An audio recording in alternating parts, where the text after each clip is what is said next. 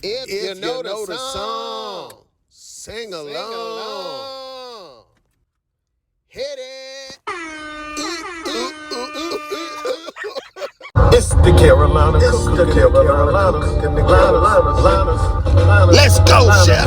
Rock and roll to the roll. Said I'm cooking in the kitchen and just don't stop. Rock and roll to the rock. Said I'm cooking in the kitchen, just don't stop. Let's go, chef. Let's go, chef. Let's go, chef. Cooking is my specialty, and dirty in the kitchen like ODB. Turning these groceries into delicacy. Let's go, chef. Cook got no rest. What's up, everybody? Chef Anthony Albritton here, the Carolina Cook, cooking, tasting, and eating the Carolinas. Welcome to South Carolina. Welcome to my Carolina kitchen. Welcome to the Carolina Cook Show. 2A food attainment all day. I'm not a big pastry guy, and I don't like baking as well. Those are parts of culinary school that I got through it, but I didn't really like it. So my hat's off to all the good bakers out there, all the good pastry chefs and all of that. You know, everyone has their lane, and this is not really my lane. On that note, in this episode, I will be cooking up some strawberry cream cheese stuffed French toast topped with peaches and a peach sauce and a side of crispy chicken bacon. This is Berserk, a combination of breakfast and dessert. Let's go, chef. How many French toast lovers we got out there, man? It's been a minute since I ate French toast, but this is French toast on steroids right here, all right? So I'm going to start with a can of peaches, all right? This is a baby can of peaches, okay? Because I'm only making this for me, all right? Okay, so what I'm doing, dump a can of peach. You see the juice that comes with the peaches? All right, I'm going to leave that. Then I'm going to add some sugar. Then I'm going to add some nutmeg, and I'm going to add some cinnamon. Then I'm just going to simmer it for about 10 minutes. As you simmer it, the sugar is going to caramelize and form like a thick syrup. So you're not going to really need no syrup with this French toast, because this is your syrup right here. All right, now once the syrup develops, what you want to do is just cut the heat off and reserve it. And the syrup is going to thicken as it cools. So if it gets too thick while you're preparing the rest of this recipe, then you just add it back to the heat, dilute it with a little bit of water. With that being said, this is on reserve right now. Now, trust me, I know how to bake my own French bread. In fact, that was one of my assignments in culinary school, to bake French bread. But to cut the corners, and since we're doing this at home, I got me a nice loaf of French bread for only $1 from the Walmart grocery store. All right, now, what I'm going to do is cut the French bread into like slanted diagonal pieces. Okay, now stay with me now. We're not going to cut these pieces into two separate slices of bread. What we're going to do is just cut a pocket. And that's what we're going to stuff our mixture into right there. So instead of cutting the bread all the way through, we're forming a pocket. Get your hand out of my pocket. Get your pocket out of my hand. All right, now what I have here is some strawberry cream cheese. You can buy regular cream cheese and just mix whatever type of fruit you want to mix into this cheese. But I want strawberries, so that's what I'm going to do. And what I'm going to do is remove that cream cheese and put it into a bowl. Okay? All right, now I'm going to add some powdered sugar to this strawberry flavored cream cheese. You can leave it as is, but that would be boring. Okay? Then after I add powdered sugar, I'm going to add some salt. Everyone who knows about baking knows that salt is a flavor enhancer in all types of food, whether it's regular cooking or whether it's baking and pastries, okay?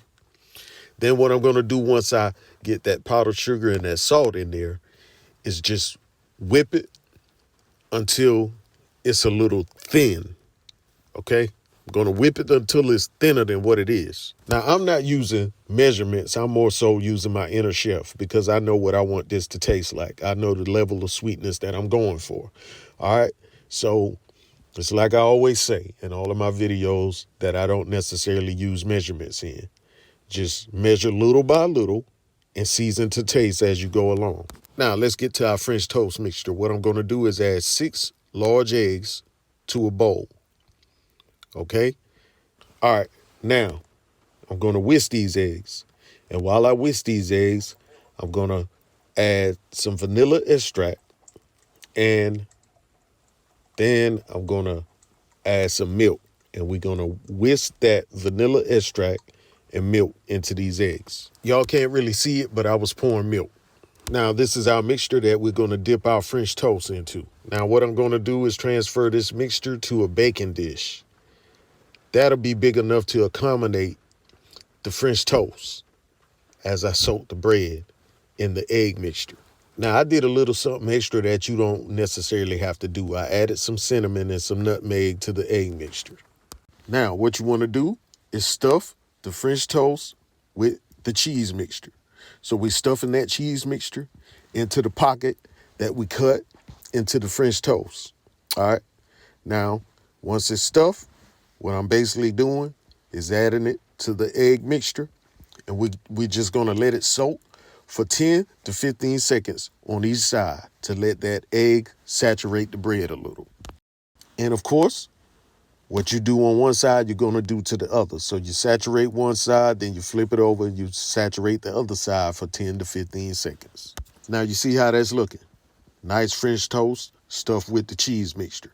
Now what we're going to do is add it to a nice hot skillet of oil and butter. You don't want the temperature too high. And because you want that bread, since it's thick, you want it to cook thoroughly. All right, so we're going to cook it for about 3 minutes on each side at a nice steady temperature. Now, after you cook it for like 3 minutes on one side, you just flip it over to the next side. And this is what the underside looks like, okay? So that's coming along real nice. Look at that.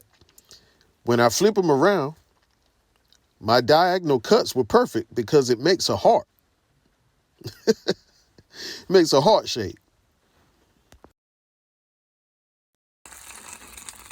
As they soften, I can press them down.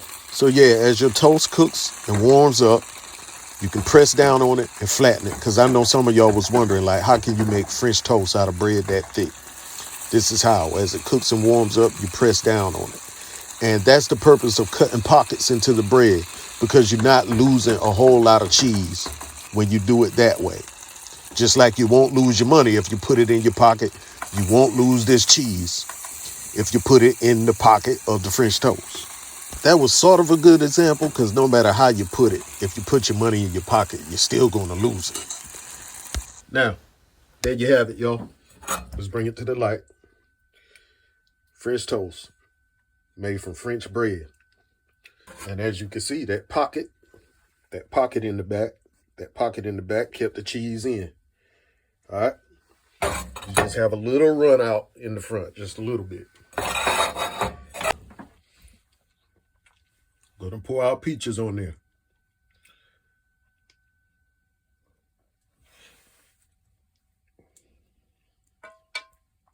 Just let those peaches fall where they fall. And see how nice and thick that syrup has turned? You don't need no syrup or honey or anything with this.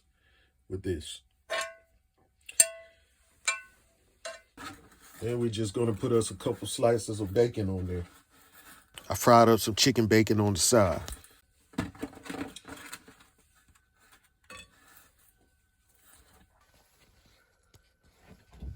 There you have it. Now that we have the plate presented and everything, it's time to go ahead and dig in and eat.